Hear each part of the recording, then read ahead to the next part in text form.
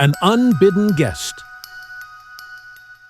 My cousins, Kate and Tom Howard, newly married at Trinity Church during the Easter season, decided to start their life together in one of the charmingly furnished, yet technically unfurnished cottages that were plentiful in the fashionable seaside town of W.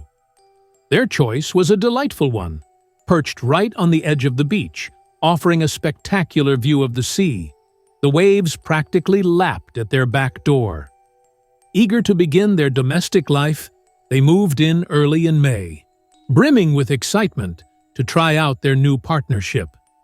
The evenings were still chilly, so they often spent them cozying up by the fireplace, enjoying each other's company. One evening, around 11 o'clock, a strange noise jolted them from their peaceful embrace.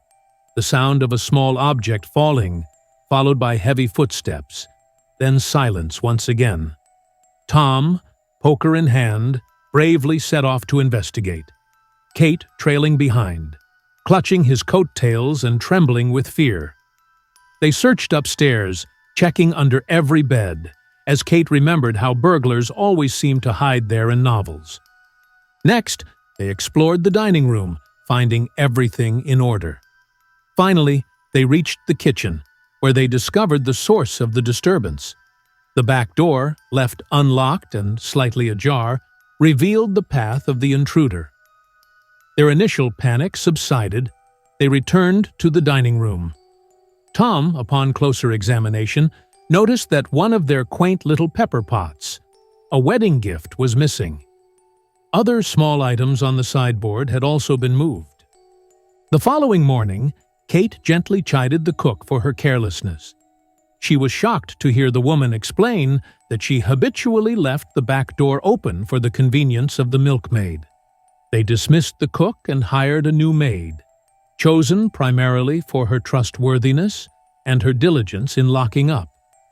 While they mourned the loss of the pepper pot, it seemed insignificant compared to the beautiful repoussé salad bowl sent by Aunt Julia, which stood nearby.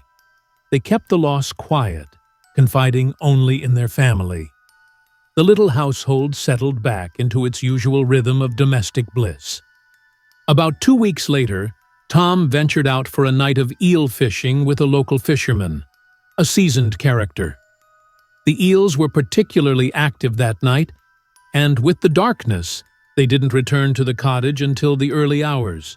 Upon arriving, he found Kate in hysterics, the new maid weeping, diligently applying smelling salts to her mistress's nose. The burglar, or perhaps a ghost, they now believed, had been abroad again. This time, however, they found all doors and windows securely locked. He had taken nothing, seemingly content with simply wandering about.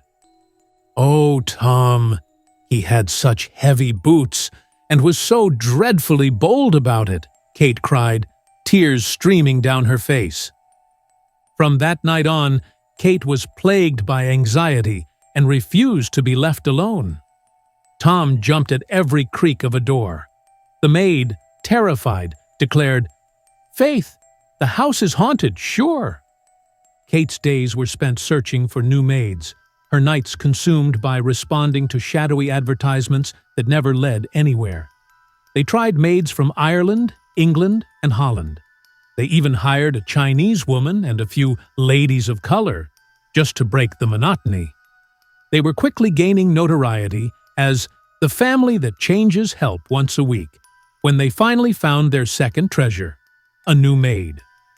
Shortly after her arrival, we were all invited to W to celebrate their happiness and christen their new dinner set. We were surprised to find Kate looking pale and Tom quite distracted.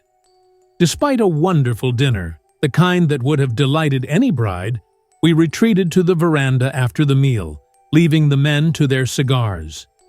We raved about the house, congratulating Kate on finding such a gem. Then, to our horror, she burst into tears and exclaimed, "Oh, girls, it's a dreadful place. It's haunted." She tearfully recounted their ordeal, and we all felt a creeping sense of unease. We suggested returning to the parlor and turning on the lights. It was only later that Kate discovered Tom had shared their ghost story with the other men that evening. Ned Harris, a man of few words, had simply uttered, "rats," while Bob Shaw, with a chuckle, had remarked, "Tom, old boy, you really shouldn't have had such a strong nightcap." The 1st of July brought a dramatic escalation. The ghost, or whatever it was, returned, and this time not only took the remaining pepper pot, but also a silver salt cellar. Clearly, it had a penchant for small items, but unlike previous visits, the sideboard was left in utter chaos. Aunt Julia's salad bowl was on the floor, not far from the cheese dish, its contents scattered about. This time, one of the windows was found half open.